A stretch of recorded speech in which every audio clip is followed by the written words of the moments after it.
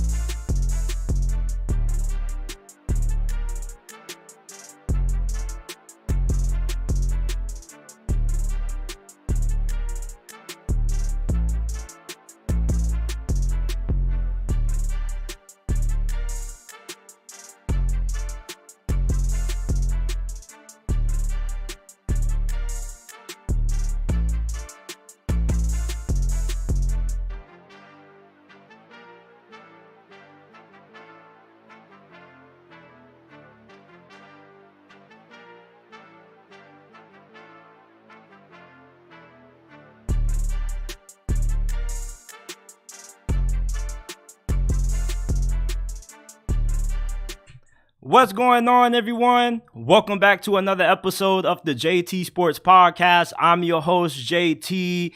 And on tonight's episode, I'm here giving you guys my thoughts on one of the best Super Bowls that I ever watched. The Chiefs get their back-to-back Super Bowl win against the 49ers. And I'm going to be talking about the lessons that I learned from Super Bowl 58. Why the NFL, some way, somehow, doesn't know how to stop Patrick Mahomes. Why is this dude always finding ways to win when it looks like all the chips are stacked against them? The 49ers, they choked away another Super Bowl lead. They were up 10-0 at one point during this game. So what went wrong? What did Kyle Shannahan go wrong at with his decision-making late in the game? Also, what's next for San Francisco after this loss? Do they need to tear it down? Or they good with Brock Purdy? Is he the answer at quarterback? Got some thoughts on Brock Purdy's performance. Who are the standout rookies from this past NFL season? I'm going to be giving you guys my top 10 standout rookies from this season. And Mike Tomlin, according to reports, really likes Justin Fields. What would a Justin Fields trade to Pittsburgh mean for Kenny Pickett? How would it impact the Steelers' chances of being able to not only win a division, but make a deep playoff run? We got a very good episode tonight. If you haven't already, leave a like, subscribe to the channel. Remember that we're not just a YouTube channel. We are a podcast. We're available on Apple, Google, Spotify, Amazon. All you got to do is type in the JT Sports Podcast on whichever podcasting platform you like to use, and it will pop up. Or you can go down to the description down below, and there will be the links to the Apple and Spotify versions of the podcast. If you enjoyed this episode, share the pod with your friends, family members, and acquaintances, and make sure that you give us a 5-star review on Apple and Spotify. And shout out to Daddy Bars in the comment section. He had me laughing with this comment. He said, Mahomes greater than not about that action, Jackson. And that was a good one. Before we begin, here's a quick word from our partner, Mint Mobile. Does it piss you off how much you pay for your monthly phone bill? Why are you getting frustrated when our partner, Mint Mobile, has plans as low as $15 a month that give you unlimited talk and text on the nation's largest 5G network? Stop getting frustrated with how much you spend on your monthly phone bill and go to trymintmobile.com/JT Sports in description and pinned comment down below to get access to premium wireless for only $15 a month. That's only $15 a month. Switching to Mint It's easy. It only takes 15 minutes to do. If you're pissed off with how much you pay for your monthly phone bill, switch to Mint Mobile today and go to trymintmobile.com/JT Sports in the description and pin comment down below to get premium wireless for only $15 a month. Stop getting upset with how much you spend on your monthly phone bill and switch to Mint Mobile today. Super Bowl 58 is in the books, and the Kansas City Chiefs are the Super Bowl champions once again. The Chiefs took down the 49ers 25-22, and there were a lot of lessons to be learned from this year's Super Bowl. The first one has to be, NFL fans, you guys hate success. You guys hate dominance, because all I saw on social media was a bunch of people commenting how the Super Bowl was rigged. They're tired of seeing Patrick Mahomes hoist the Lombardi damn near every single season, and I definitely understand your frustration. But I really feel like trying to say the Super Bowl was rigged and trying to hate on Patrick Mahomes really takes away what was a legacy moment for him.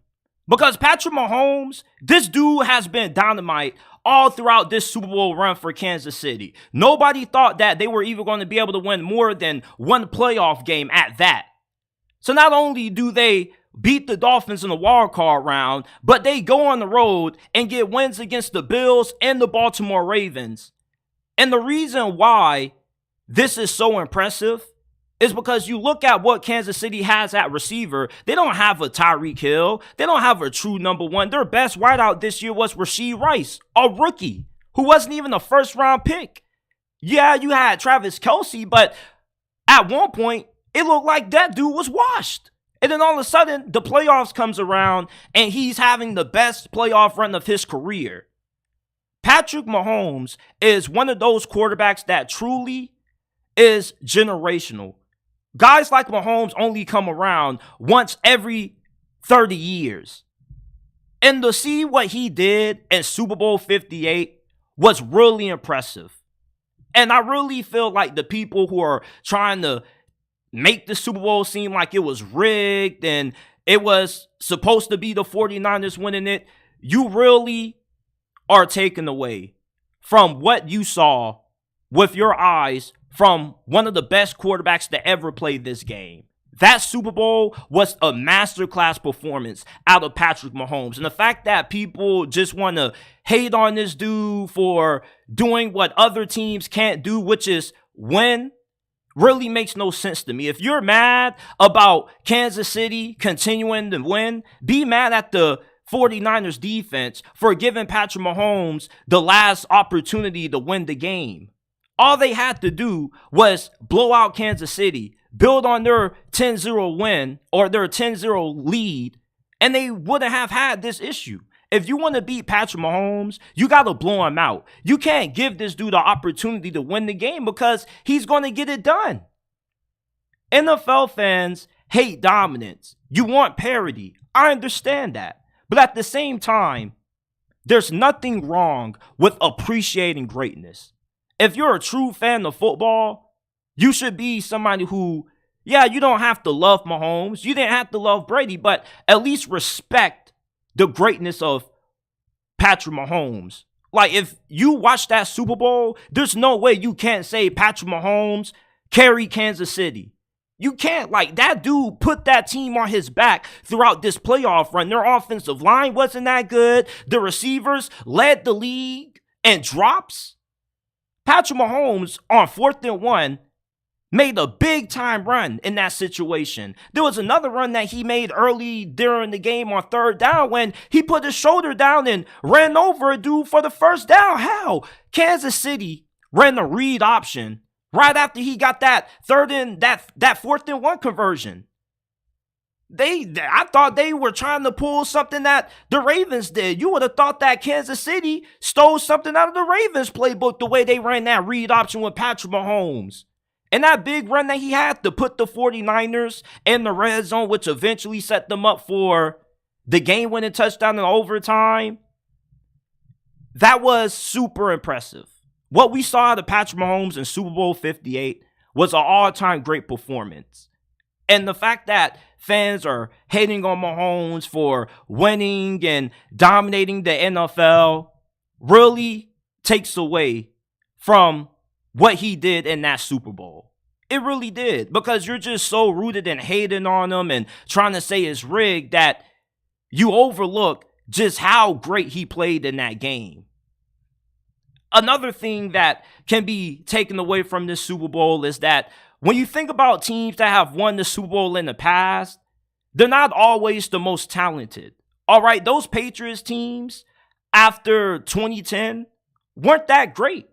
This was the same Tom Brady that played with Randy Moss, Wes Welker, and lost to Eli Manning. Eli Manning beat Tom Brady twice.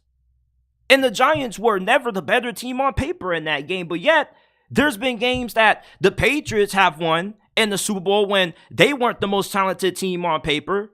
The reason why is because the best team doesn't always win the Super Bowl. The Super Bowl is not about who has the better roster, who has the more talented team. It's about the team that's able to execute in the big moments, that's able to have the best game plan to win it all.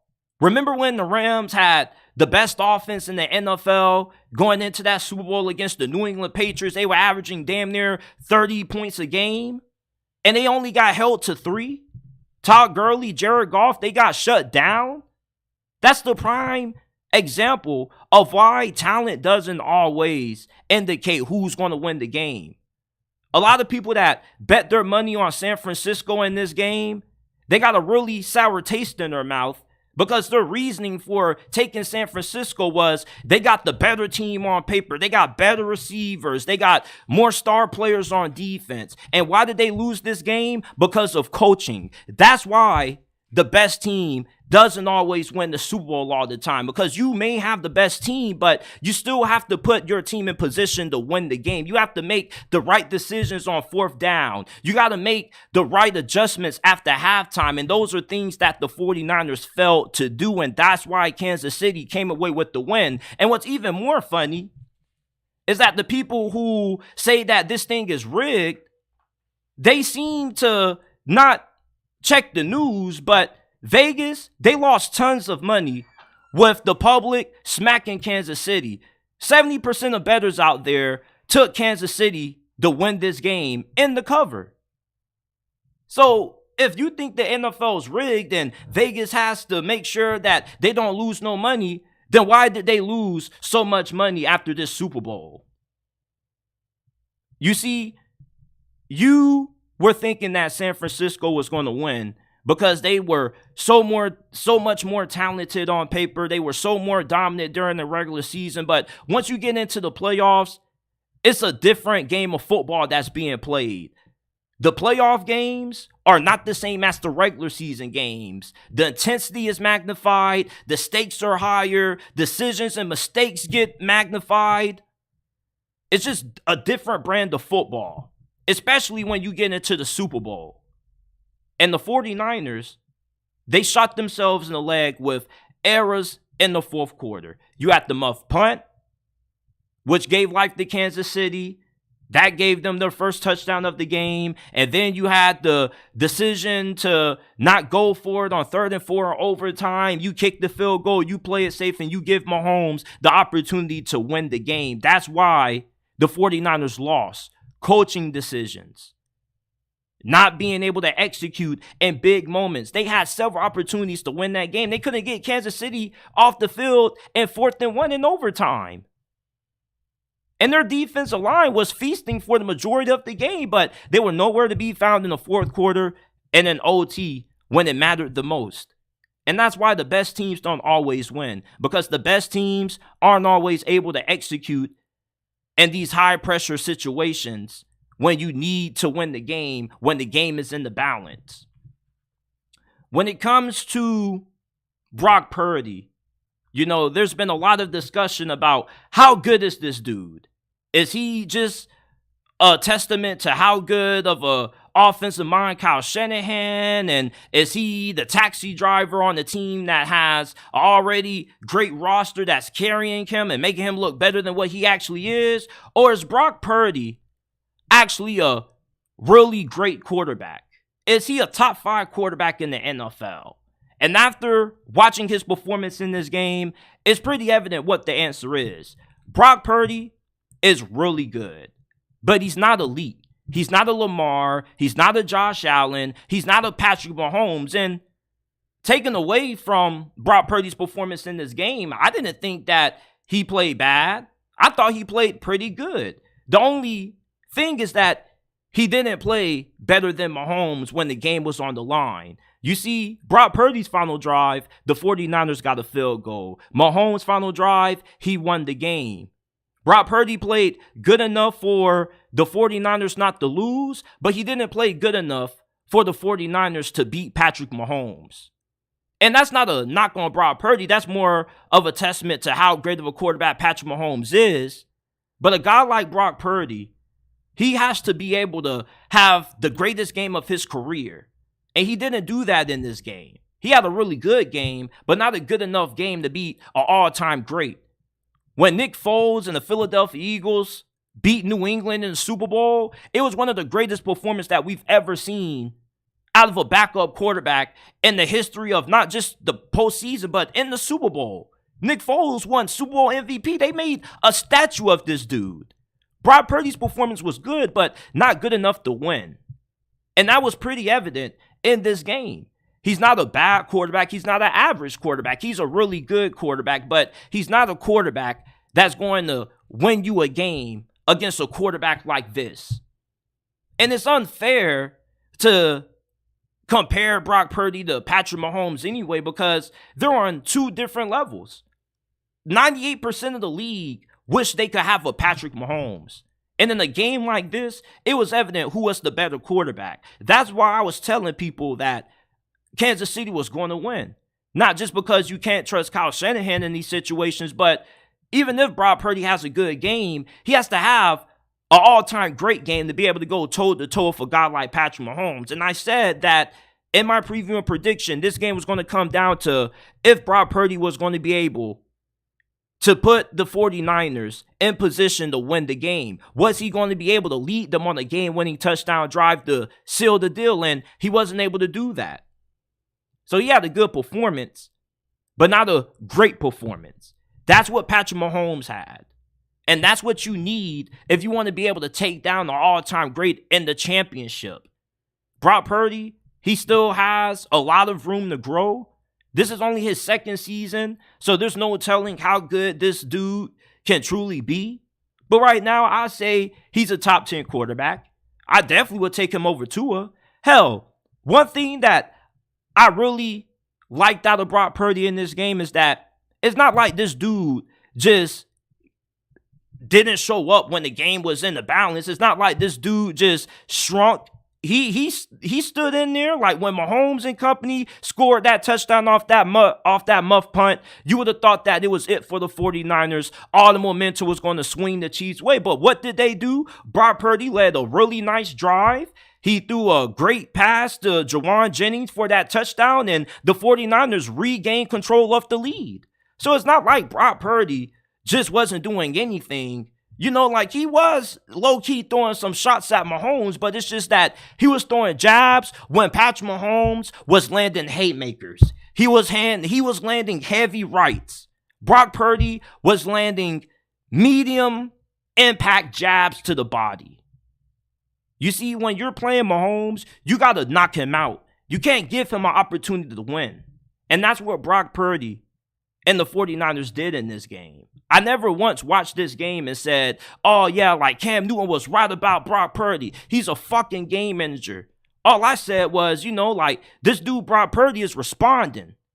It's games where I've seen quarterbacks play good in the first 3 quarters, fourth quarter come around and they just completely fall apart. The last time the 49ers lost to Kansas City, Jimmy G played pretty good for the first 4 quarters and 7 minutes. And then after that, Mahomes just took over the game. It wasn't that kind of situation. Brock Purdy actually was keeping San Francisco in control of the game at one point. And the reason why they ultimately lost was due to the fact that you just couldn't stop Mahomes. So, Brock Purdy, to me, I think he gets way too much hate. I don't understand why. Why do so many people have so much criticism of somebody who was the last pick of the fucking draft? Like, why are we trying to compare this dude to guys like Mahomes and Josh Allen and Lamar when he's not? He's not that athletically. Brock Purdy is good in his own way with what he does well. Getting the ball out fast, throwing with great accuracy and anticipation, moving well in the pocket, and being able to extend plays. He's a really good quarterback. He's a top 10 quarterback. I'd say he's a top 7 quarterback. I would take Brock Purdy over Dak Prescott and Tua Tagovailoa, honestly. So I don't really get the hate for a guy that was the last pick of the draft. I would think that more people would root for this dude to succeed and stop trying to prey on his downfall. This is somebody who was expected to be nothing. You feel me? This is one of those kinds of guys that you think people will rally behind instead of trying to find ways to bring him down. It's just a little bit weird. You know, I've never really seen a story like this. Normally, guys who get drafted late in the draft and end up having great careers, people root for. Now, Kyle Shannahan, you know, what I learned about him is this dude just doesn't know how to win in the fourth quarter in the Super Bowl. That's really all it is. Same thing that happened in this Super Bowl happened in the last Super Bowl. He had questionable game management. You know, the play calling was atrocious. And in the third quarter, where the hell was Christian McCaffrey? Christian McCaffrey barely got his number called in the run game in the third quarter. It's like Kyle Shanahan has games where he just gets a little tight and he just tries to go Mike Leach, Lincoln Riley, old school air raid. And that's not the style of football that the 49ers are known for. They're known for using the run game to set up the pass, to utilize play action, to get shots downfield. Never made no sense to me why Kyle Shanahan just out of nowhere weirdly just abandoned the run. Like, why do all these teams that Kansas City play try to outdo themselves and try to just outduel Patrick Mahomes and Andy Reid? You're not going to be able to do that. Run the freaking football. Made no sense to me. And lastly, you know, for Kyle Shanahan, he should have went for it on 3rd and 4. I get it. It's the Super Bowl. Like, you got to take the points. But you got to remember that, you know, you don't get it on 3rd and 4. It's 4th and 4. You're about to give the ball back to Patrick Mahomes. Are you really about to trust your defense to stop an all-time great quarterback? Why not just try to win the game? And even if you're not able to, you know, stop Patrick Mahomes and he ends up scoring a touchdown anyway, okay, cool. They go for 2. You stop them from getting the 2-point conversion, you win the game. If they go for the field goal, you get the ball next. And the final possession, you know, whoever scores wins the game. So I don't really think that the decision for Kyle Shanahan to take the ball in overtime really would have had a big outcome on them winning or losing this game. They lost this game because Kyle Shanahan just wasn't aggressive enough. You had to go for it on 4th down. There's nothing called taking the points when you have Patrick Mahomes about to get the ball. You think Kansas City's about to take the points? No, they're aiming to win. And that's the problem with Kyle Shanahan. He doesn't aim to win in the fourth quarter. He aims to just play it safe when he's up. And that's why they continue to lose in these games. You can't expect to beat a dude like Patrick Mahomes by just getting the field goal, especially when you're that close to scoring. Like, you got to capitalize off those red zone possessions. And not just that the 49ers not be able to stop Patrick Mahomes on defense, but they weren't able to capitalize off his mistake. When he threw that interception coming out of halftime on Kansas City's opening possession in the second half, you know what they did with it? Nothing. You know what they did with the Isaiah Pacheco fumble? Nothing. Kyle Shanahan doesn't know how to win these kinds of games. He's a great coach, great X's and O's guy. I think he's a really good leader and the players really do like him. But in the fourth quarter, he just gets, I don't know what happens to him. Honestly, it's just really weird. I never seen such a good head coach just melt down in these kinds of ways in the Super Bowl. When you get into these moments, you think it will bring the best out of Kyle Shanahan, but instead he just has questionable judgment, just does enough to try to stay in control, and that's not enough when you're going up against a guy like Patrick Mahomes in Kansas City and Andy Reid, who's been here before. You got to win the game. Kyle Shanahan just doesn't seem to know how to take the game by its throat. He doesn't know how to seal the deal. These are the lessons learned, or at least that I learned from Super Bowl 58. Let me know what you guys learned from this year's Super Bowl down in the comment section down below. I'm eager to hear your guys' responses. Now let's move on to this. Patrick Mahomes in his first 6 seasons has won 3 Super Bowls, including 3 Super Bowl MVPs. He's been to 6 straight AFC championships, and he's only missed a Super Bowl once. He's been to 5 or 4 out of the last 5 Super Bowls, winning 3 of them, including the last 2. And everybody thinks that Patrick Mahomes' success is because the referees are rigging the games for Kansas City to succeed, and the NFL wants their poster child to win it all because it's good for ratings. You see, Patrick Mahomes, to become the poster child of the NFL, he had to earn it. He had to work for it. The NFL just didn't see Patrick Mahomes get drafted to Kansas City and say, you know what, that's going to be the new face of the league. He had to prove himself. And you want to know why Patrick Mahomes continues to run the NFL? Because he actually knows what it takes to win. And you know what it takes to win? Being able to step up in the biggest moment when the game is on the line in the fourth quarter. Think about why the Ravens and the Buffalo Bills came up short against the Kansas City Chiefs. They didn't get blown out. Those games were close. The difference is that Patrick Mahomes made the big throws in the fourth quarter when the game was on the line. He had that big throw to MVS, the final drive of the game against the Baltimore Ravens. Meanwhile, Lamar Jackson, late in the fourth quarter, he threw an interception to triple coverage. You had Josh Allen, who balled out in the divisional round against Kansas City. But in the fourth quarter, midway throughout, he overthrew Stephon Diggs. He overlooked Stephon Diggs when he was wide open trying to get the touchdown, and they had to take 3 points. The only quarterback that's been able to get through Patrick Mahomes to make it to a Super Bowl has been Joe Burrow.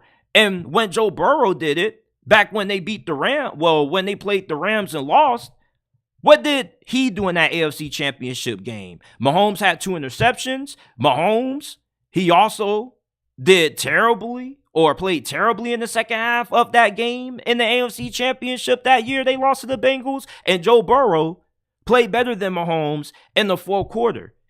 He made more big plays in more crucial moments to give Cincinnati the W. That's what you have to do when you play Patrick Mahomes. You have to be able to capitalize off his mistakes if he makes any.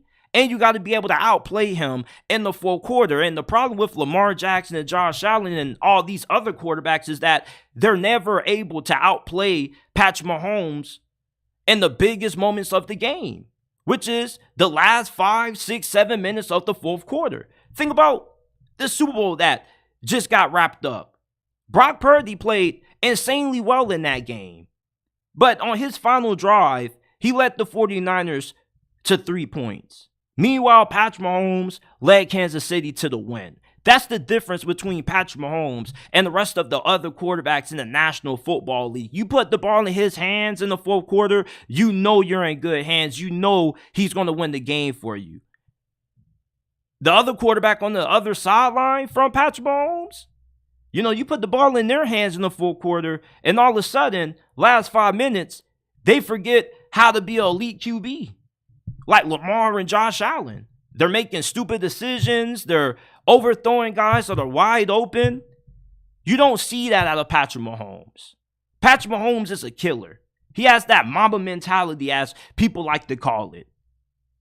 You see, the reason why Patrick Mahomes is making it look easy isn't because of the refs. Patrick Mahomes doesn't need the refs to win. Hell, the refs weren't the reason why they won the Super Bowl. The reason why they won the Super Bowl was because Patrick Mahomes got it done for Kansas City. Brock Purdy couldn't. Josh Allen couldn't. Baltimore couldn't. Lamar, he won MVP this year, and I love Lamar. But if they were to give MVP after the season, it would go to Patrick Mahomes, because look what Mahomes did with a way worse supporting cast than what Lamar Jackson had. You can say that Lamar is a more physically gifted quarterback than Mahomes, but what does it matter when Mahomes is the dude who's still finding ways to come on the winning side of things in the end? You see, the rest of the NFL is trying to find the next Patrick Mahomes, because when you have a dude this talented, it's really hard to lose. It makes it hard to find ways to lose games when you have a quarterback who can overcome mistakes, who can overcome limitations. Lamar Jackson, as much as I love him, he isn't somebody that can overcome adversity when the game is on the line. You saw it in the AFC Championship. When adversity struck, what was he doing? Throwing his helmet on the sideline, getting frustrated, losing his composure, throwing interceptions into triple coverage. Josh Allen, overthrowing Stephon Diggs, overlooking Stephon Diggs when he's wide open, trying to get the big play. With Mahomes, you don't see this. He gets into the fourth quarter, and that's when he just goes into God mode. The NFL can't beat Mahomes because these other quarterbacks don't know how to win the game when they go up against them. You want to beat Mahomes? Outplay him in the fourth quarter. And no quarterback in the league seems to be able to know how to do that. I don't know why. The fourth quarter, yes, the final quarter of the game, but what's so different about the football being played in the fourth quarter compared to the first three? Makes no sense to me. If you're playing good the first three quarters, why can't you play good the last 15 minutes of the game? Especially when you need to play your best ball to win the game for your team. For a trip to the AFC Championship or a trip to the Super Bowl. Joe Burrow, he's the second best quarterback in the league to me right now. I don't care about the injuries. You want to know why? Because he's the only quarterback outside of Tom Brady to be able to beat Mahomes to make it to a Super Bowl. And that right there is the reason why Joe Burrow should be regarded higher than Lamar and Josh Allen. Those two guys can't seem to crack the code, but Joe Burrow has done it. You want to know why? Because Joe Burrow himself is also really reliable in the fourth quarter. Hell, you put the ball in Joe Burrow's hands with an opportunity to beat Mahomes, I can trust him to get it done 9 times out of 10. You can't say the same for Josh and Lamar. These teams in the fourth quarter, they just play it way too safe when you go up against him. And you can't play it safe against Mahomes. Mahomes in Kansas City don't play it safe. You heard what they said. Hell, if the 49ers would have scored a touchdown, guess what we would have done? We would have scored a touchdown and we would have went for 2 and won the game. You want to know why? Because Mahomes plays to win. These other quarterbacks are playing not to lose. That's what it seems like. And it just seems like they just get way too in their head. They get way too caught up in the moment. And they aren't able to take down Mahomes. And that's why this dude is the king of the NFL right now. It's the same thing with Tom Brady. Tom Brady, he crushed dreams. Same thing with Michael Jordan. And that's the same conversation that Patrick Mahomes is in right now. Think about how many great players we have in this league who don't have championships because of Patrick Mahomes. Josh Allen. If Mahomes wasn't playing right now, he might have a Super Bowl right now. Same thing for Lamar.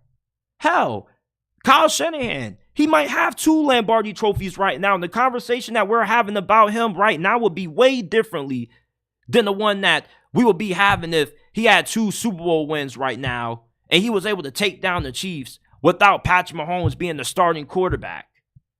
Mahomes is one of those players that, as long as he's playing, it's going to be very few quarterbacks that are really going to be able to live up to what the high expectations are every single season, which is them being able to win a Super Bowl.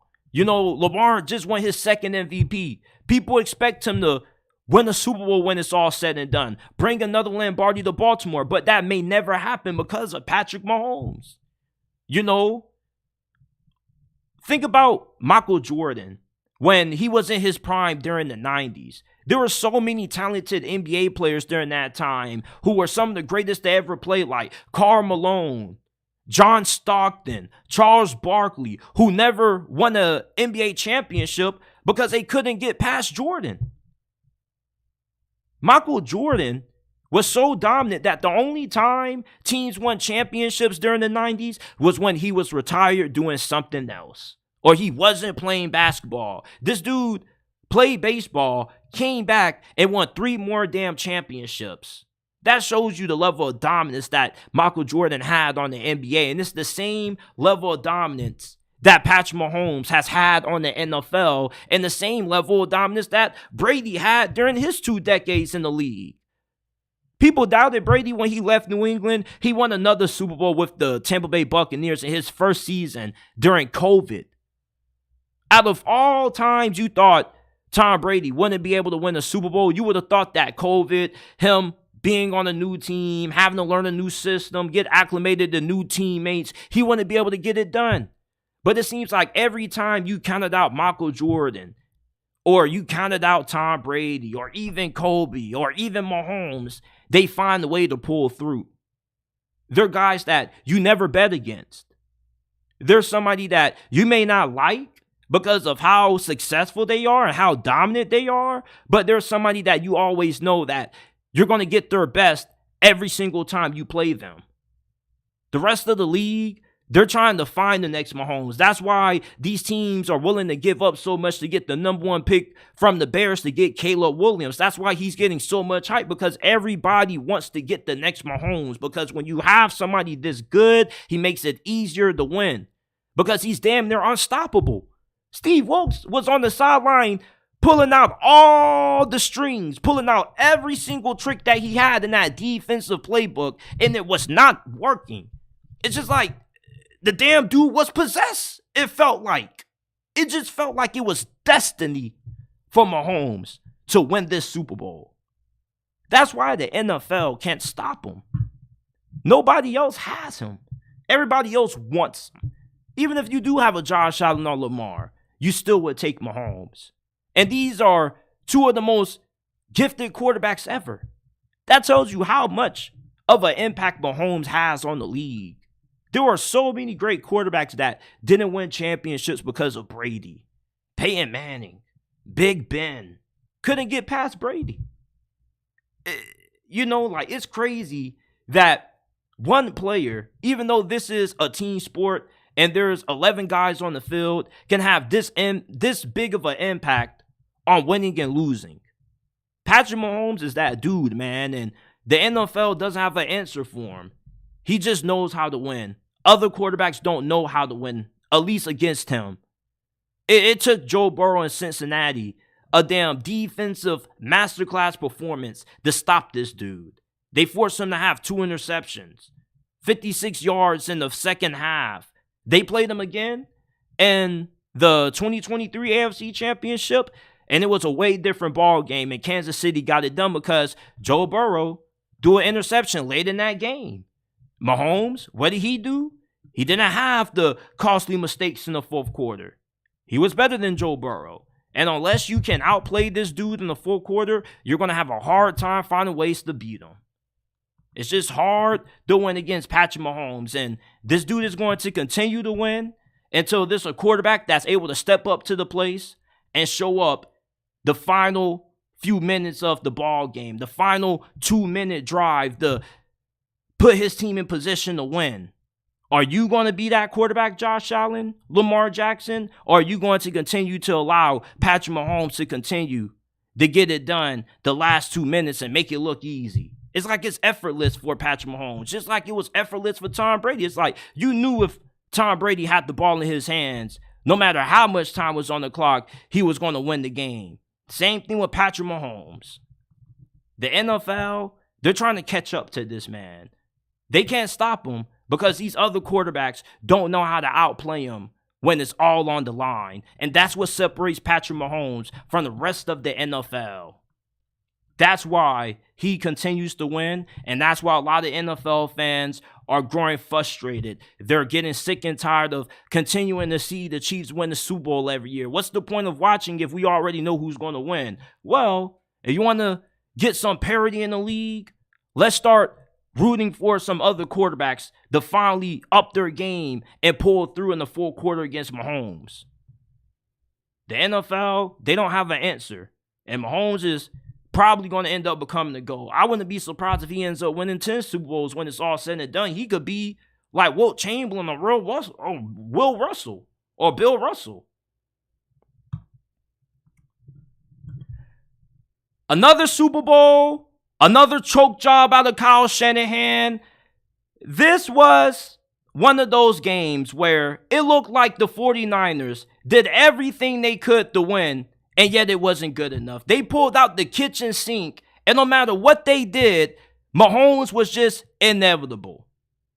Now, this game, in my opinion, wasn't lost for the 49ers because of Kyle Shanahan's decision to get the ball to start overtime. Because at the end of the day, it didn't matter who got the ball first or who got it last. Both teams got an opportunity to possess the ball in overtime. So even if the 49ers would have scored a touchdown first, Kansas City still was going to get another possession. And even if Kansas City would have got the ball first and scored, you were still going to have to get a touchdown. And you still would have been in a situation where you possibly would have to gone for it on fourth down like you should have done instead of taking the field goal. And I get the people who say you got to take the points in the situation, but you're not going up against any other team. You're going up against the Kansas City Chiefs, and you're going up against number 15, Patrick Mahomes. You can't leave the game up to your defense getting a stop when your offense has a prime opportunity to put 7 on the board and make it even harder for Kansas City to win the game. And they were going to go for 2. So you potentially could have won the game even if you would have given up a touchdown. It just made no sense playing it safe there when you know how good Mahomes has been playing the last couple of drives. And no matter how much confidence you have in your defense, when you have Patrick Mahomes on the other sideline, you don't give him an opportunity to win the game. You got to go win the game yourself. And that's why the 49ers lost. Kyle Shanahan played it way too safe in this game, at least to me. And yeah, there were times when they were being aggressive. They were sending pressure, sending extra guys, blitzing Patrick Mahomes. But when they were sending pressure at Mahomes in the fourth quarter, it wasn't working because he was ready for it. He was prepared. And those were situations where they really should have just played it safe instead of trying to blitz Mahomes, because when you blitz Mahomes, you get effed up, especially in the fourth quarter. I don't know what Steve Wilks was thinking trying to blitz Mahomes. And then what was really the deciding factor when I knew Kansas City was going to win the game was when they converted on fourth and 1. If the 49ers couldn't get it done on 4th and 1, you knew KC was going to drive down the field and continue their Super Bowl dominance on the NFL or their dominance on the league, because you knew that the 49ers defense was eventually going to get winded. And once you get into the red zone and you start seeing players with their hands on their hips, you know what time it is. And those players, once they saw Patrick Mahomes get that big run to put KC in the red zone, and eventually he hit Mecole Hardman for the game-winning touchdown, it was all but inevitable because they couldn't get off the field in 4th and 1. If they would have got off the field in 4th and 1, that would have been ball game. But instead, Mahomes picks up 8 yards, gets another big run, and that's all she wrote. You see, the 49ers, they had every opportunity to win this game. They couldn't capitalize off any turnovers from Kansas City. Patrick Mahomes had an interception the first drive of the second half. What did San Francisco do with it? Nothing. They couldn't even turn it into a field goal. When they got the Isaiah Pacheco fumble early in the ball game, they did nothing with it. They had to punt. When you're going up against Mahomes, you got to make them pay for mistakes. You got to make Kansas City pay for mistakes. You just can't get turnovers and do nothing with them. And that's why the 49ers lost. You see, like, they weren't aggressive. They couldn't find ways to get Kansas City off the field in crucial downs. And on the opposite side, your offense couldn't find a way to keep drives alive in crucial downs. You were terrible in third down situations. Absolutely terrible. A big reason for that was because Steve Spagnuolo, his blitzes were getting home. And Kyle Shanahan, something that I've noticed about this offense all season long is that anytime they go up against blitz-heavy teams like the Minnesota Vikings, the Cleveland Browns, and the Baltimore Ravens, this offense has struggled because Kyle Shanahan's offense just seems to not be able to have any counter punches for defenses that are heavily aggressive. Like when the 49ers, sent pressure on Kansas City, Patrick Mahomes, what did he have? He had check routes, or he had check downs. He had hot routes. He had somebody who was going to be open just in case the 49ers were sending extra guys. The 49ers offensively didn't have that. When Kansas City was sending everybody, Brock Purdy was left out there to dry. Nobody was open. No check down, no nothing. Then Kyle Shannahan in the second half, he gets away from running the football during a stretch in the third quarter. When you have a guy like Chris McCaffrey, who you're paying all this money, who you traded for and is regarded as one of the best running backs of this generation, why would you not give him the ball in the biggest game of the year coming after halftime to try to set a tone and try to keep Mahomes off the field? It makes no sense for you to become pass heavy and turn into something that you're not. Why are you getting away from what got you here? What got you to the Super Bowl has you being able to run the football effectively with CMC, utilizing play action and making big plays happen through that. But you get into the third quarter and all of a sudden you say, F the run game, we're going to go Mike Leach, Lincoln Riley with it. And it backfired in your face. There was one point when the 49ers went 3 and out like on 3 or 4 straight drives. Kyle Shanahan, for some reason, I don't know what it's been lately, but you look at the Packers game, even the NFC Championship against the Detroit Lions, his play calling is not consistent in big games. Maybe it's because he overthinks it a little bit too much. Maybe he just gets a little bit tired and he second guesses himself. But the play calling in the second half was absolutely abysmal out of Kyle Shanahan.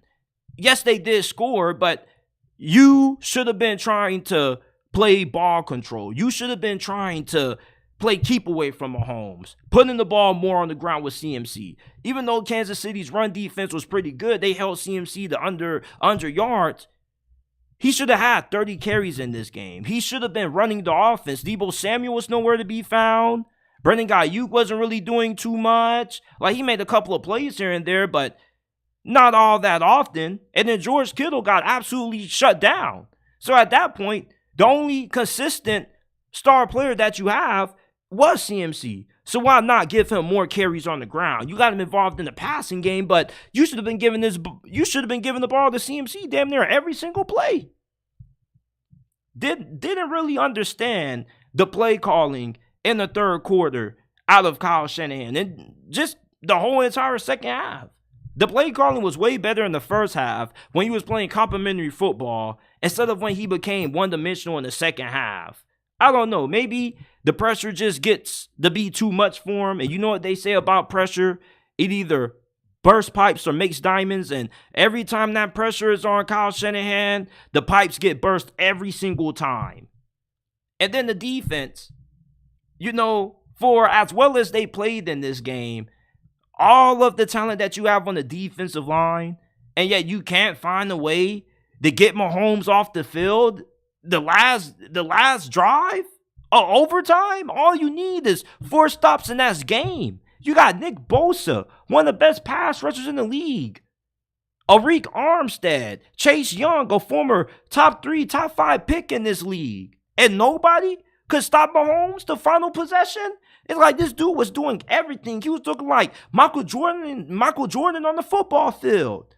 Running around, looking like Lamar, fooling everybody with the read option. Like, what the hell happened to the pass rush? The pass rush was getting at the Mahomes all game long. But then we get into the fourth quarter, and Nick Bosa and Chase Young are nowhere to be found. Like, what the hell happened? And then the special points miscues. Oh, my goodness. You talk about a game that was won on all 3 phases by Kansas City, offense, defense, and special teams. Think about how differently this game would have been if the 49ers didn't get that PAT blocked. If that wasn't blocked, that's a 4-point lead that they have. Kansas City has to score a touchdown.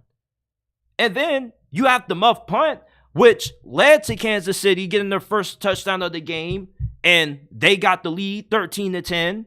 Special teams really hurt San Francisco in this game, and not enough people are talking about it.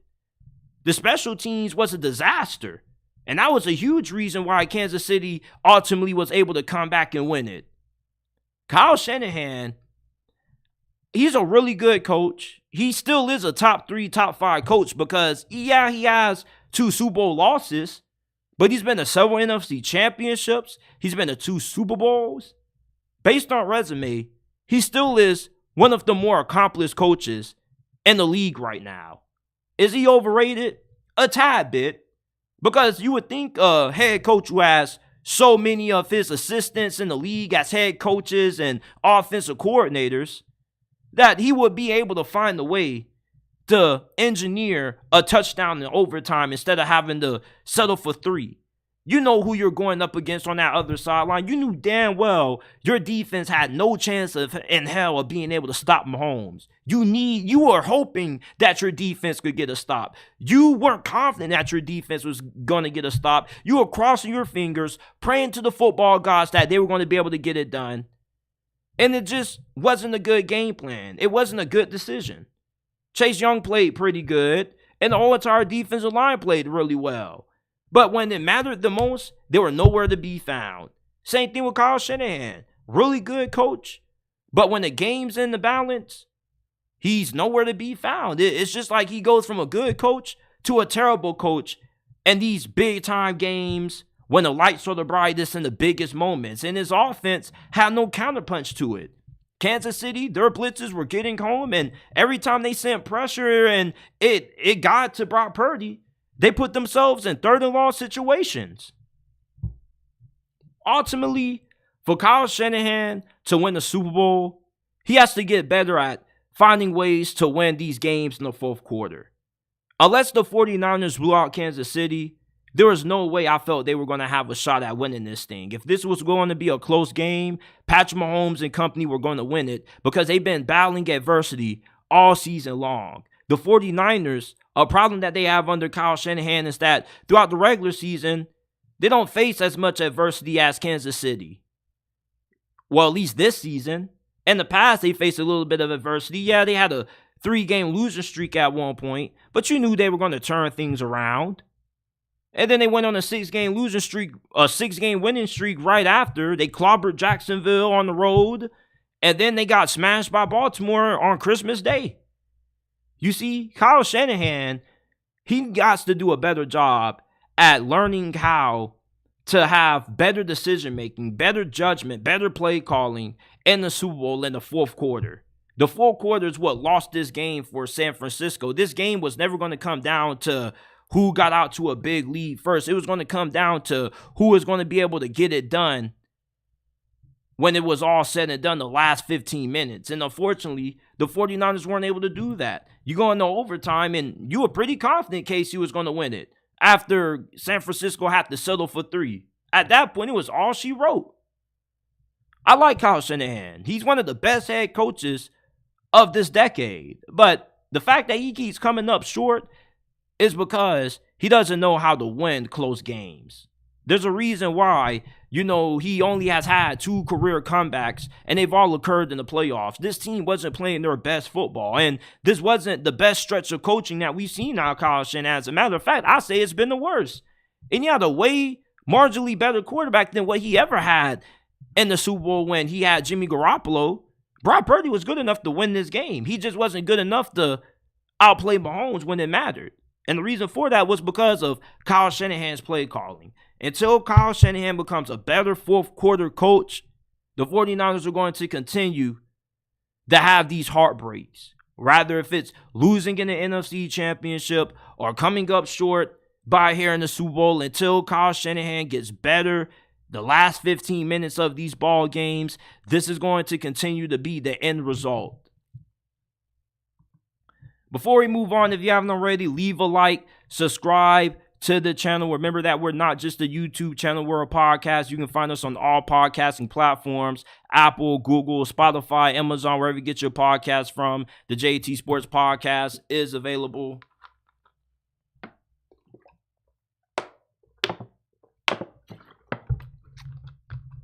Shout out to everybody that's on the live stream right now. Shout out to everybody in the comments. Shout out to Daddy Bars. He said Chase Young did better than I thought he would. Shout out to Regular. Biggest loss for San Francisco was Dre Greenlaw. Oren Books gave up so much. Yeah, man. It was a really tough go for the 49ers in that game once we got into the fourth quarter, man. Let's move on to this. San Francisco suffers. Start that over. The 49ers suffer another heartbreaker in the Super Bowl. What's next for the 49ers organization? Where do they go from here after this 25-22 devastating loss to Patrick Mahomes and the Chiefs? Kyle Shannahan isn't going to go anywhere. Okay, there has been a good amount of fans that have been saying that Kyle Shanahan needs to go. It's dumb to fire a coach that has gotten you to 2 Super Bowls. Okay, you're not going to fire a coach because of a letdown in a Super Bowl, all right? The fact that you were able to get to that game is a testament to how good of a coach Kyle Shanahan is. Hell, a third of the league is running his offense. Everybody's trying to replicate this Kyle Shanahan offense. And he also has several head coaches that used to work under him. Robert Saleh, D'Amico Ryans, Mike McDaniel. So Kyle Shanahan, what he does schematically, how he runs his team, his philosophy to winning, it works. It's good enough to get you to the Super Bowl. And the head coach that's good enough to get you to a Super Bowl has to be good enough to win you a Super Bowl. It's not like the 49ers have been getting blown out and they've been embarrassed in the playoffs. You're not going out like how the Dallas Cowboys go out. It's just 1 or 3 plays down the stretch that cost you the ball game. And for the 49ers in this Super Bowl, special teams, not being able to capitalize off mistakes, struggling in third down situations offensively is what hurts you. You don't need to rebuild the team. You don't need to hire a new head coach. All you need is for Brock Purdy to continue to develop, because what's scary to me is that Brock Purdy was an MVP finalist in only his second season. Imagine how good he could be potentially in year 3. And if Kyle Shanahan can add some more wrinkles to his offense, maybe utilize more of Brock Purdy's mobility on some design quarterback runs or some zone read keepers, that could add a different element to the offense. Find a complimentary back to Christian McCaffrey. Like, we know Christian McCaffrey is going to get the bulk load of the carries, but in this Super Bowl, you could definitely tell that there were some moments where he was winded and he definitely could have used a few downs off. You feel me? They put Elijah Mitchell in for only 1-2 plays, maybe 3 max, but if you can get a complimentary back that could take maybe 5 to 6 touches off of Christian McCaffrey's workload, that would be a huge plus. Plus, it would also increase his longevity. You already know that CMC is an injury-prone player. The fact that he went through all of this season with no injury problems is really rare. And if you're going to get that again, that may be a little bit unlikely. So it's good if the 49ers go and they vest in, bringing in a pretty serviceable RB2 that's good enough to spell Chris McCaffrey when he needs a breather. He obviously was winded in his Super Bowl at times because he was the only offense they were able to have outside of the few receivers that were making plays that nobody really knew too much about. Jawan Jennings, we ain't hear Deebo Samuel's name too much. We ain't hear too much out of Brandon Ayuk, and George Kittle got clamped. Another thing the 49ers need to do is beef up their secondary. Travarius Ward is solid. Their other cornerbacks, Ambry Thomas and company, they're not that great. I definitely believe that if Jalen Johnson hits free agency, they should go after him. They got the money to do so. You got Brock Purdy on a rookie contract, a really dirt cheap rookie contract. You should be able to improve that second cornerback spot. Hufanga got injured. He's going to be back fully healthy, so I don't think safety's too big of an issue for you. You're insane at linebacker. You're going to have a couple of guys like Chase Young who are going to hit free agency. You're probably going to have to replace some Randy Gregory as well. Find another young pass rusher to pair up with Nick Bosa. Hell, maybe trade for his brother, Joey Bosa. He's on the trade block. They have to get rid of his contract to free up cap space. I think it would be a good investment to bring along Nick Bosa's brother. Plus, you will have good chemistry on the defensive line between the two because they're brothers. It would increase the camaraderie in the locker room. It would just mean for a better environment, culture-wise, for San Francisco. Now, Steve Wilkes, I definitely believe that he has to go. You cannot let this dude be the defensive coordinator for you next year because he's not bad. I think he's pretty solid, but he's like a middle-of-the-pack defensive coordinator. If you're going to win a Super Bowl, you're going to need an elite staff, and you're going to need an elite D coordinator. Look who your last two defensive coordinators was. Robert Saleh and Amico Ryans, who are both head coaches. Steve Spagnuolo is one of the best defensive coordinators in the history of the NFL. You need a good DC if you want to be able to stop a guy like Patrick Mahomes. Why you think the Cincinnati Bengals were able to get past Kansas City in the AFC Championship that one year? Because of Lou Anarumo. His defense shut down Patrick Mahomes in the second half of that AFC Championship game. Steve Wilkes, he's a top 15 coordinator. He's a middle-of-the-road coordinator, but he's not one of those guys that's going to be good enough to scheme up a way to stop Mahomes. To stop Mahomes, you need something innovative. You know, maybe a Rex Ryan would even be good. But Steve Wilkes, I like him as a person. He's a decent DC. He's just not a championship caliber defensive coordinator. Moving forward, the NFC West is about to get really tough for you. But I don't think that that's going to hurt you in terms of making the playoffs. But the LA Rams, they're coming. And I believe that this coming season, in 2024 this year, they're going to be a serious Super Bowl contender. I don't know how the hell the New York Jets have better Super Bowl odds than them. That's ridiculous. But think about what the Rams have done in the draft. They damn near hit on every single rookie that they drafted last year. Kobe Turner. You have Puka Nacua. And then think about some of the second-year guys who were coming on. Kyron Williams, he's going to be going into year 3. The Rams are perfectly positioned to win a Super Bowl within the next 2-4 years with the insane amount of young talent that they have on that team. They went from F those draft picks, using those picks to acquire already proven veteran talent, to now going to, you know what, we need those picks. Let's get these guys in and develop them because now, look at how bright their future is. Matthew Stafford, we know that his playing days are starting to get numbered, but he played at a MVP level. I don't think Matthew Stafford is going anywhere. I don't think he's going to regress, at least within the next 2 years. Now, if he plays 3 more years, then yes, I do think that he's either going to get injured or Father Time is finally going to catch up to him. But for right now, Matthew Stafford has proven to be not only the best quarterback in the division, but probably the best quarterback in the NFC right now. Who else is better than Matthew Stafford? Not Jalen Hurts. Not after what the hell we saw this season. You got the Seattle Seahawks who, like the Rams, have drafted very well. And they got a team with the roster that's ready to compete for a Super Bowl. But they got a young head coach in the Arizona Cardinals. I don't know about them. I don't know if they're really going to be a challenge to you. But Jonathan Gannon did do some pretty nice things in his first season. They got some really big wins against the Steelers, the Dallas Cowboys. So it does look like that franchise is heading in the right direction based on what we saw year 1 out of him. But I don't really think the Cardinals are anything to really be worried about. The 49ers have to do a better job of making sure that they can find ways to finish games in the fourth quarter. That's why Kyle Shannahan keeps coming up short. You don't need to make a change at head coach. That would be too drastic for a team that's already there. You're right here. You're right here. For all we know, the 49ers could be 1 or 2 good draft picks away from winning the Super Bowl.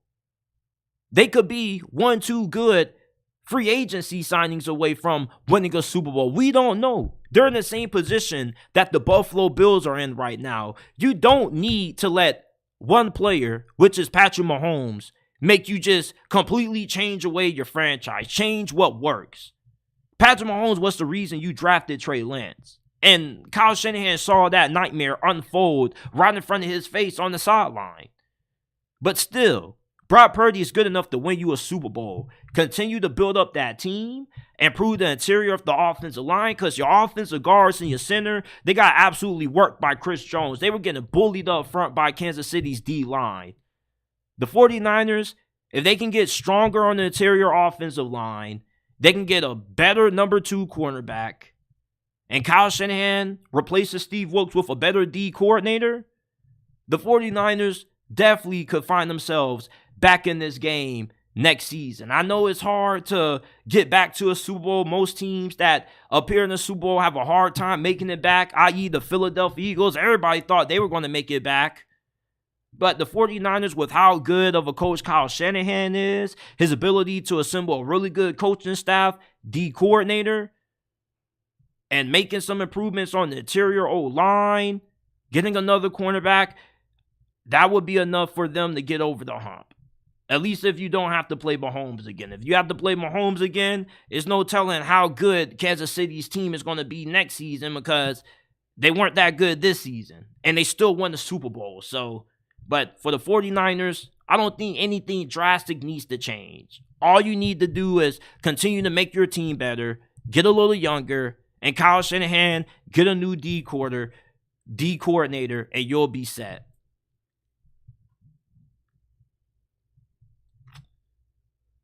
Okay. Can't even find my chapstick, y'all. Brock Purdy's performance in Super Bowl 58 is getting talked about by everybody. There are people who are saying that Cam Newton's point was proven right with the fact that Brock Purdy didn't play good enough for the 49ers to win the game. And you got people on the other side of the fence who say that Brock Purdy wasn't the reason why the 49ers lost this game. Brock Purdy, based on what I saw out of him in Super Bowl 58, he played like a top 10 quarterback. And the way I feel about Brock Purdy is that the dude gets way too much hate for no reason. He wasn't the reason why the 49ers lost. Okay, he just couldn't outplay Mahomes. And just like Josh Allen, Lamar Jackson, Tua Tagovailoa couldn't, Brock Purdy couldn't either. That's why Mahomes is one of one. He's one of the greatest quarterbacks to ever touch a football. Brock Purdy, though, I was really encouraged with the fact that he never backed down in this game. Hell, I watched Jimmy Garoppolo the last 7 minutes of the fourth quarter in your last Super Bowl appearance against Kansas City just completely fall apart. He had that big overthrow to Emmanuel Sanders. Brock Purdy, I saw him going back and forth with Mahomes at one point. You know, after you had the muff punt, which Kansas City turned into a touchdown, what did Brock Purdy do? Lead you on a touchdown drive. He hit Jaron Jennings for the touchdown. And then even in overtime, you know, he led you to a field goal, but that's the problem. He led you to a field goal. Mahomes, what did he do? He led Kansas City to the win. That's the difference. And that's the gap between a guy like Brock Purdy versus a quarterback as talented as Patrick Mahomes. You see, Brock Purdy, he didn't play bad. He played really good, but he didn't play great. And when you're going up against an all-timer, you need an all-time great performance. When the Philadelphia Eagles took down the Patriots in the Super Bowl, it was the greatest performance that we've ever seen in Super Bowl history out of a quarterback. Not just out of a quarterback, but a backup quarterback at that. There's a reason why Nick Foles is a Philadelphia sports legend, because that Super Bowl performance that he had against Tom Brady was an all-time performance. When you're going up against a quarterback of this caliber, good isn't going to be good enough to get you to win. No pun intended. You need great. You need all-time. Eli Manning, the reason why he's a Hall of Famer is solely based on him beating Tom Brady in the Super Bowl twice. There's a reason why we call him Playoff Eli, because he elevates his game in the biggest moments. And that's why he took down Tom Brady. You see, Brock Purdy, the whole narrative about him being overrated, I don't really quite understand, because what about him is overrated? Because he's an MVP candidate? So is Dak Prescott. Brock Purdy was an MVP candidate based on statistics and how well he played throughout the season. When you play well and you play at a high level as compared to your counterparts, you get recognized and you get put in an MVP discussion. MVP isn't always about who's the most valuable player all the time. Sometimes it's about who's just putting up the best numbers. But even then, I still think that Brock Purdy's value is extremely undervalued simply for where he was drafted. Since he was the last pick of the draft, he has this Mr. Irrelevant label on him. People think that he's nothing more than a beneficiary of having a tailor-made situation around him with a great supporting cast and one of the best offensive minds in NFL history. But he had a way better performance in the Super Bowl than what Jimmy Garoppolo did. People keep trying to say he's Jimmy G 2.0. I don't see Jimmy G 2.0. Jimmy G wasn't making the big throws in the fourth quarter and overtime that Brock Purdy was. Brock Purdy was really good in this Super Bowl. Really good, just doesn't get you a win against Mahomes. But I'm so tired of hearing guys like Shannon Sharp continue to demean this dude when we really should be celebrating him. He was the last pick of the freaking draft, man. Like, Mr. Irrelevant is nothing more than a meme to most people. And he led this team to the Super Bowl. I almost say carry. He didn't carry them, but he led them to the Super Bowl. And you can have confidence in Brock Purdy throwing the football. You couldn't have confidence in Jimmy G. There were several times that the 49ers came up short of making it to the Super Bowl because they didn't trust Jimmy Garoppolo to throw the ball, especially with the game on the line. You don't have that same situation with Brock Purdy. You can trust him to throw the ball late. You can trust him to make good decisions. It's just that him going up against a guy like Patrick Mahomes, you were going to need an A++ performance. And instead, he gave his A- performance. I really do believe Brock Purdy played really well. He started this game out really hot. And then he got really hot late in the fourth quarter. You know, it's just, Mahomes is just one of one. And that's really what I take away from Brock Purdy's performance. You can say he had two big overthrows to Deebo Samuel and Brandon Ayuk, but he didn't even overthrow Brandon Ayuk. Brandon Ayuk just couldn't track the ball and stop running his route. Brock Purdy had a really good performance in Super Bowl 58. I don't give him any of the blame for why the 49ers lost this game. I put the blame mainly on Kyle Shannahan not being able to make good decisions and make the right calls in the second half of Super Bowl 58. And that's why the 49ers came up on the losing end. I want to give you guys my list of 10 rookies that really stood out to me from this NFL season. I'm going to start off with CJ Stroud. He had the greatest rookie season ever for a first-year quarterback. In the span of only one season, the Houston Texans went from the pits of despair to being a relevant team, winning the AFC South, which nobody thought they would be able to do, and winning a playoff game. CJ Stroud, to me, he's already a top 5 quarterback. And did you know that he finished 9th in MVP voting this year? At one point this season, he was an MVP candidate. Eventually, he started to come back down to earth a little bit, but he still played at an insanely efficient level. He had arguably the best touchdown to interception ratio in the league, 23 TDs, the 5 interceptions. He won Offensive Rookie of the Year. So he definitely was a rookie that stood out to me from this season, and probably everybody, because I don't think anybody expected CJ Stroud to play as well as what he did. Hell, I thought he was going to be a top 10 quarterback, him and Bryce Young, year one, right out the gate, but I didn't think he would be playing like that. Like, it was unbelievable how well CJ Stroud was playing. Puka Nacua, I didn't know who the hell this dude was before the season started. All I saw was his name on my fantasy football waiver wire. And I remember Brett Coleman talking about him during the draft process and how he was an underrated gem. And if he could stay healthy, he could really be a good receiver. So I said, you know what? Brett Coleman was talking about him, so I'm going to just pick him up. And this dude saved my fantasy football season. I had no receivers. If it wasn't for him and the other guy that I have on this list, my wide receiving core would have been absolutely pitiful. Puka Nacua, he led all rookies in receiving yards. He is a monster after the catch. It's like when he gets the ball, he turns into a damn running back. He's big, he's physical, he's a really good blocker.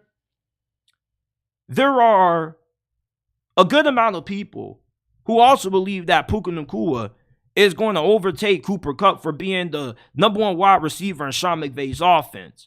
Cooper Kupp, he struggled to stay healthy. His play kind of has been, it's not like he's had an insanely down year, but ever since he had that all-pro season, when he started to become a household name, he kind of hasn't been able to play up to that same level ever since. Puka Nacua, he has way better measurables, a way better athlete than Cooper Kupp.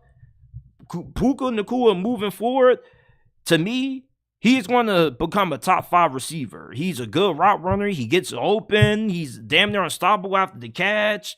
Puka Nacua is one of my favorite players in the league, and he was another rookie that stood out to me this season. Now, the next guy that I have on this list, he got robbed for Defensive Player of the Year. That's Devon Witherspoon.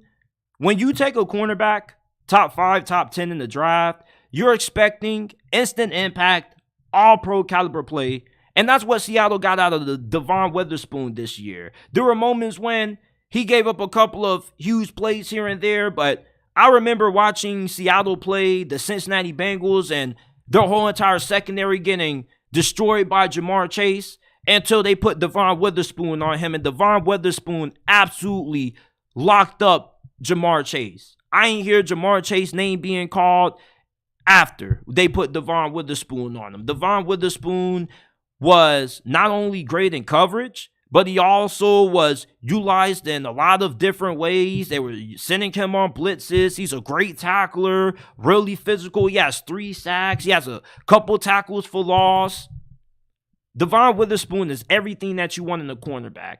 Good in coverage, great in man-to-man coverage, really good when it comes to chipping in on the run game. Most cornerbacks are scared to tackle. Devon Witherspoon, he loves to tackle. He loves being physical.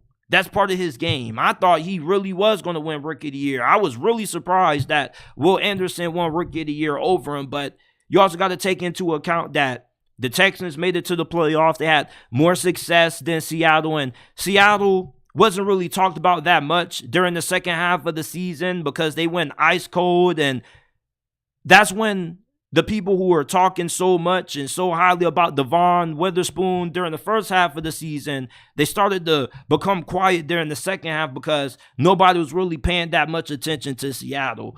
I truly believe that Devon Witherspoon got robbed for Defensive Player of the Year. He should have won it. He was stuffing up the stat sheets. He had 79 tackles as a cornerback. I mean, there's nothing that Devon Witherspoon can't do. And he clamped up one of the best receivers in the game.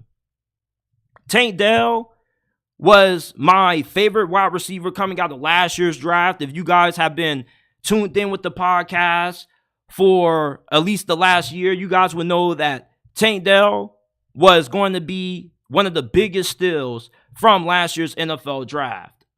And when I look at Tank Dell, I look at a wide receiver that is incredible at creating separation. He just knows how to get open. Everybody was saying, oh, look at his size. He's only 5'8", 5'9", 160-something pounds. It doesn't matter when you know how to get open. If he never would have got injured, which it was dumb that Houston even had him in that situation to get injured to begin with, because look how small he is. Why is he blocking on the goal line? It would have been way better and way smarter if you just put a bigger body receiver in that situation, especially if you knew that you were going to run the football. But if he would have played the whole entire season, he would have had just as good as numbers as what Puka Nacua had. He was on pace for 1,400 receiving yards and 10 touchdowns. And he was a third-round pick. C.J. Stroud wanted Tank Dell. The Texans came up to him and they was like, hey, man, like, who you want? He was like, man, y'all got to drop my boy Tank.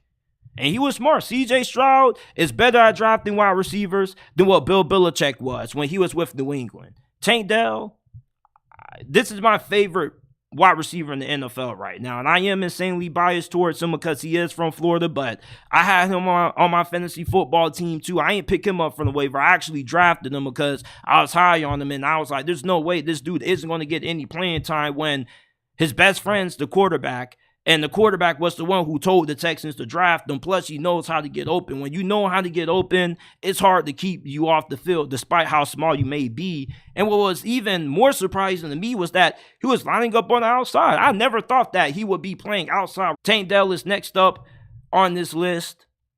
The next guy that I have, he was drafted after B. John Robinson. Many people were really surprised that the Lions drafted him. They said that it was a terrible decision, but it resulted in the Detroit Lions having one of the NFL's most explosive offenses this year. And him and David Montgomery were the best 1-2 punch in the NFL this year. He's Chris Johnson reincarnated. Instant acceleration every time he touches the football. He thinks it's crazy that Jahmyr Gibbs, he had so many big runs this year where it was just a small little crease. He got through it, and all of a sudden, he was off to the races. His instant start-stop is ridiculous. And people compared him a lot to Alvin Kamara. I don't see Alvin Kamara. I get it that they have very similar skill sets in terms of what they can do, catching the football out of the backfield, lining up as a wide receiver, which we didn't really see him do that much of. He definitely is a way more capable receiver than what he displayed this year, but he's way more Jamal Charles and Chris Johnson than me, although he's a way better catcher of the football than what any of those two guys were.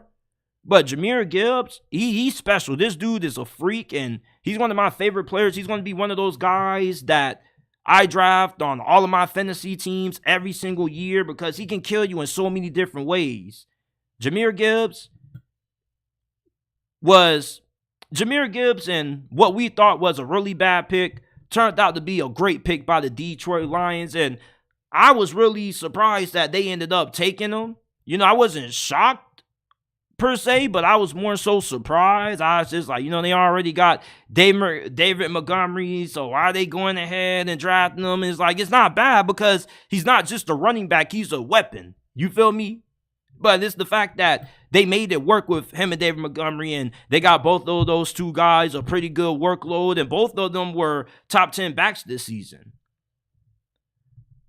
Will Anderson, Defensive Rookie of the Year. Did he deserve it? I'm not going to say that he didn't, but I definitely would have picked Devon Witherspoon instead. But he had 7.5 sacks. He had 32 pressures. And when I watch Houston play, when he was healthy, he may not have always been getting to the quarterback and getting a lot of sacks, but he came damn near close to, and he also was a force against the run. He was really good against the run. You probably could say he was better against the run than he was against the pass in certain games. Will Anderson, look out for him in 2024. I expect him to be an all-pro. My expectations for him this upcoming season is going to be somewhere between 12 and 16 sacks, and he definitely is going to be in the running for a Defensive Player of the Year. There's a reason why Houston traded up for him. They got a franchise QB and they got a franchise pass rusher, which pass rushers are the second most important position in the game because nobody else affects the quarterback more than edge rushers. So, although the decision to give him Defensive Rookie of the Year was a little bit shocking to me, I don't think it was outrageous. Devon Witherspoon just had way more of a bigger impact with what he did against the run for Seattle, what he did in pass coverage, but it wasn't insanely outrageous. I just thought it was a bad decision. Sam Laporta is the second Detroit Lion that we have on this list. Normally, when you draft these tight ends, they don't have the kinds of seasons as a rookie that Sam Laporta had. The tight end position is one of the hardest to make the transition from college to pro when you play, because not only do you have to learn the routes and the terminologies that the receivers have to learn, but you also have to learn the protections, pass blocking, run blocking. Sam Laporta mastered all of that. He damn near could have been an all-pro. He was a top 3, top 5 tight end this season. Who else could you say was better than Sam Laporta outside of Travis Kelce and George Kittle? And I may say that during the regular season, he was better than Travis Kelce. Hell, he caught 10 touchdown passes. During the regular season, Travis Kelce looked washed. You normally don't see this kind of first year out of a guy as young as Sam Laporta. Normally, it takes tight ends 3 to 4 years in the league to produce anywhere close to the kind of stats that Sam Laporta put up as a rookie. He was insanely impressive to watch this year. Jalen Carter, y'all know I love me some Mr. Timothy Carter. He started out really strong this season. The first half of the season, not only did he look like Defensive Rookie of the Year, but he also looked like he was a Defensive Player of the Year candidate also. But during the second half, we didn't really hear his name being called as much, but he still finished with 6 sacks, which is insane as an interior defensive lineman. When you can get a D tackle that can produce you 6 and more sacks consistently, that's a really good defensive lineman, because you don't find a lot of D tackles that are really good at rushing the quarterback. That's why Jalen Carter went as high as what he did. He had 2 forced fumbles and a fumble recovery, and he also had a touchdown as well. I'm really excited to watch Jalen Carter's growth and development next season. I really believe he can become a more athletic version of Ndamukong Suh. This dude is a game wrecker. He's a game changer. And if he ends up reaching that potential that everybody saw in him when he was regarded as the best player in last year's draft, he's going to be scary. And him and Jordan Davis on Philly's D-line next year with their new defensive coordinator, Vic Fangio, they could be some studs. Don Kincaid. You normally don't see 2 rookie tight ends slided up the way Sam Laporta and Don Kincaid did. But Sam Laporta was good. Don Kincaid, he wasn't too far off. And he probably could have put up the same numbers that Sam Laporta did if he wasn't behind Dawson Knox for the first half of the season. Once Dawson Knox got injured, that's when Don Kincaid really stepped it up a notch. He got more targets. And he became the second option in the passing game for Buffalo other than Stephon Diggs. Yeah, you did have Davis, but Don Kincaid was really the go-to guy for Josh Allen on third down situations. He had 73 receptions for 673 receiving yards, 2 touchdowns. When he was coming out of Utah, he got a lot of Travis Kelce comparisons. And I watched him a lot when he was playing at Utah. He was not only their best tight end, but he was their best receiver. And anytime you're a tight end and you're your college team's best weapon on offense, you're a stud. So I'm looking forward to seeing what we see out of Don Kincaid in year 2. And lastly, I got Zay Flowers. Zay Flowers is the only first-round wide receiver that I have on this list.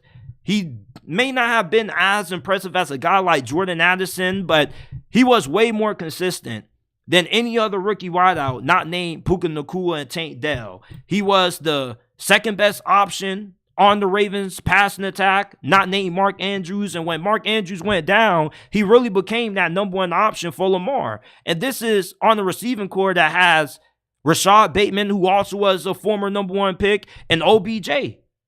Zay Flowers really stepped up for the Baltimore Ravens and Lamar Jackson this season. Really electric after the catch. Also a really good deep threat.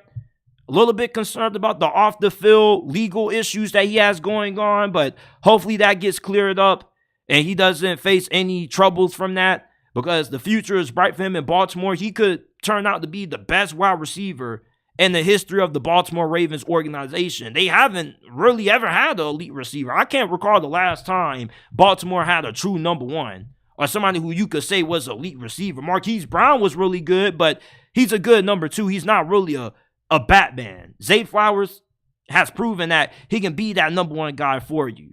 You know, he may be 5'9", 180-something pounds, but he doesn't look like the smallest guy when he's on the field. He looks like he's pretty built. And he can take some pretty huge contact. Zay Flowers is the second wide receiver that I have on this list. And these are my standout rookies from the 2023-2024 NFL season. Let me know your comments down below. I know there's going to be some people that are going to be upset. I know people are going to be like, where's Rashee Rice? Like, Rashee Rice was really good, but it's like I only could put 10. So if I make an all-offense list of standout rookies, he definitely will be on there. I just feel Zay Flowers and Puka Nacua were better than Rashee Rice, but he's really good too. Now, lastly, I want to talk about a rumor that has me really excited.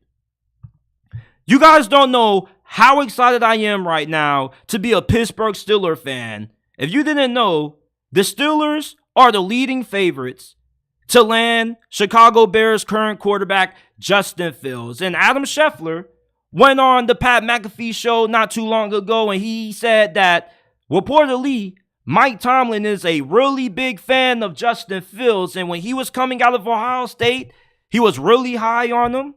And the Steelers, they got a quarterback situation right now. They don't have a starting quarterback. Mason Rudolph allegedly doesn't intend on coming back to Pittsburgh. Even if they offer him, he wants to go elsewhere, and I don't blame him. When you're the third string quarterback behind two QBs that aren't better than you, yeah, I understand your frustration. I really wish the best for Mason Rudolph for saving our season, but Kenny Pickett isn't it.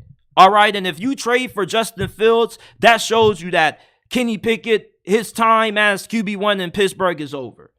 Justin Fields, all he needs is a change of scenery. He needs a true good head coach, and that's what Mike Tomlin is. Now, he's not an offensive-minded head coach. He's a defensive-minded guy, but he's one of those coaches that is going to resonate well with Justin Fields because he's going to believe in him. He's going to instill a lot of confidence in him. And then the division that has Joe Burrow, Lamar Jackson, and maybe a prime Deshaun Watson, if he ever reverts back to the level that he was playing at in Houston, you need a Justin Fields if you want to be able to have success in this division. Now, I'm basing this based on how good Justin Fields can become. Right now, he's still a pretty good QB. But if Mike Tomlin can unlock his full potential with Arthur Smith being the offensive coordinator, he can go toe-to-toe with Joe Burrow, Lamar Jackson, and Deshaun Watson if he ever goes back to that elite level. I always got to say that because we haven't heard about Deshaun Watson being good since Houston. He always could revert back to that level. But if Mike Tomlin and the Pittsburgh Steelers pull the trigger on trading for Justin Fields, it's goodbye to Kenny Pickett. They're going to say it's going to be a quarterback competition, but let's just be honest. Justin Fields is a way better quarterback right now than what Kenny Pickett is. He may have a terrible record as a starting quarterback, but it's only because he's with the organization that is terrible with the quarterback position. Chicago is where quarterbacks' careers go to die. Yeah, we have Mr. Trubisky, who came from Chicago, but Justin Fields is way better than Mr. Trubisky. That's why he ended up running them out of town. That's why they drafted the dude in the first place. Arthur Smith may have been a bad head coach, but he still is a pretty good offensive coordinator. There were a lot of other teams that wanted Arthur Smith's services too, and he runs the kind of offense that definitely could use a guy like Justin Fields' skill set. He runs a lot of read options, design quarterback runs. That's what the Steelers need. They need an athlete at quarterback. Kenny Pickett isn't really that good of an athlete. All right, and he's not that good of a thrower neither. He doesn't have a strong arm, and he overthrows easy, open wide receivers. Justin Fields is the guy I want at quarterback for Pittsburgh this year. And I was really upset when the Steelers made the stupid decision to pass on Lamar Jackson in the 2018 NFL Draft for Terrell Edmonds. That shit really pissed me off. And the fact that Lamar went to the Ravens made me even hotter. So the Steelers could make up for their terrible decision to pass on Lamar by trading for Justin Fields. And all you got to do is give up a second or third round pick. If all it takes is getting Justin Fields a third round or second rounder, give it up. I mean, we need a franchise quarterback here, people. We've had terrible quarterback play since 2019 after Big Ben fell apart against the Washington Commanders. Justin Fields is everything that the Steelers need in a quarterback. Great athlete, strong arm. He's not the greatest passer in the world, but I like him more than Kenny Pickett throwing the football. At least he'll take shots downfield to George Pickens and Deontay Johnson. And a lot of the reason why Chicago fans want to keep Justin Fields is because they feel he just needs better receivers. So he already has that with George Pickens and Deontay Johnson, Pat Freiermuth. You got Jalen Warren, Najee Harris in the backfield. Justin Fields with the Pittsburgh Steelers, bro. I don't think people will want to see us. And I know I sound hella biased right now, but I really believe that if we get Justin Fields, we really could make a run next season. Maybe not at a Super Bowl, but we could definitely win the division. Justin Fields is a really great athlete. You know that you're going to get 1,000 yards rushing out of him, and you already got to account for our two good running backs already, and Najee Harris and Jalen Warren. So we're going to have a top 5 rushing attack in the league just based on us getting Justin Fields. So he already is an upgrade from Kenny Pickett in that aspect. He's going to elevate our rushing attack. The Steelers' rushing attack has ranked in the bottom half of the NFL for the last couple of years. You'll fix that by getting one of the best running quarterbacks in NFL history. He may have only played like a half a decade or whatnot, but he already has had 1,000-yard seasons on the ground. So you have 1,000-yard quarterback on the ground with Jalen Warren and Najee Harris. That equals top 5 rushing offense, at least top 10 rushing offense. And then you got somebody who is going to be way better at generating big plays. I'm not high on Kenny Pickett. And my guy in the comment section regular says, I don't think Pittsburgh has utilized Pickett to his full potential. He was really good at Pitt. But the thing with Kenny Pickett is that he was good at Pitt. And that was only one season. He was like a 4-year starter at Pitt. And it took him 4 years to have a somewhat good season.